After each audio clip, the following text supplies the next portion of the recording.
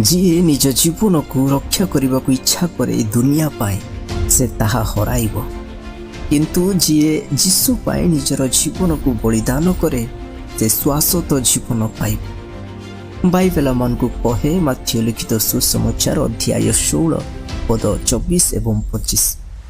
सेतेबेले जीशु अपना शिष्य मान को कहले, यही जेबे मोहर अनुगामी हेबाकु इच्छा करे तेबे से आपना को अस्वीकार करू, पुणी अपना क्रूस घेनी मोहर अनुगमन करू। कारण जे केही अपना जीवन रक्षा करने को इच्छा करे से ताहा हराइब, किंतु जे केही मो निमंते अपना जीवन हराइब से ताहा प्राप्त हेब। जीशु को पछे चलिबा अर्थ होउछि निज इच्छा को त्याग करी निज को बलिदान करी विश्वासर सहित तांको पथरे चलिबा।